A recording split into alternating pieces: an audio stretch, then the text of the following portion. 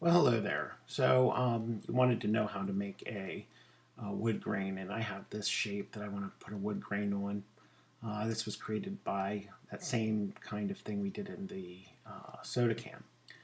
What I've done is I've actually got some photographs of some wood grain, and if I drop this in here, you can actually see there's a wood grain, and I can kind of get a sense of, what kind of wood grain I want. There's all kinds of stuff out there.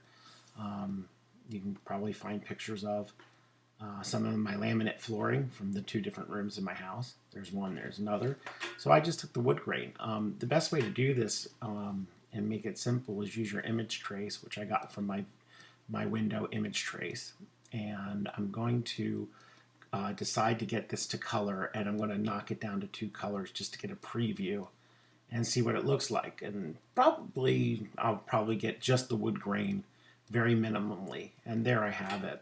So what I have here is the one color that's going to be the wood grain and the second color that's going to be the contrast to it, which does not need to stay white. I can change it to another color.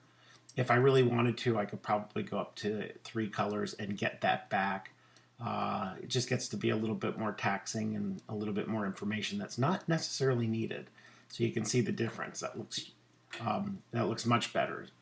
So just for the extra color, I want to say, yeah, let's go ahead and do that. And I'm going to expand it. So now what I end up with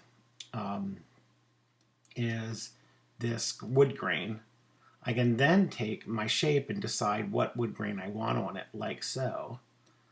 Bring it to front. So I'm going to Shift Command, bring that to front, and I'm going to make it white so you'll see here that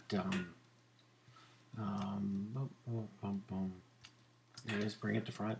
So you can see now after I picked where the grain is that it's actually in front. It's not sitting behind. And I can select both of these objects.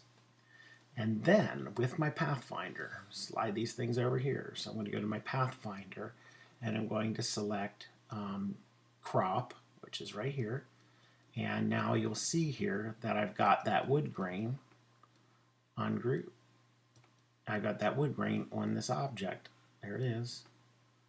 And I've got the wood grain on the object. Actually, probably shouldn't have ungrouped. So let's try this one more time. Let's go ahead and take these things, and we're going to go ahead and select all of this, not just some of it. And now I'm going to crop. Crop. And there it is. There's my wood grain on that object now. So the other thing is I can actually take another object and lay it over top in transparency if I want to make it look like there's a shine on it somewhere. And I can show you that in another movie if you decide that's what you want. But as far as wood grain goes, instead of having to draw the wood grain, I can certainly take a photograph of one, live trace it down to 1 or 2 or 3 colors to get the detail exactly as I want, and I now have a wood grain. You probably thought it was very difficult, and here I'm showing you a very simple way to make it. All right, thank you.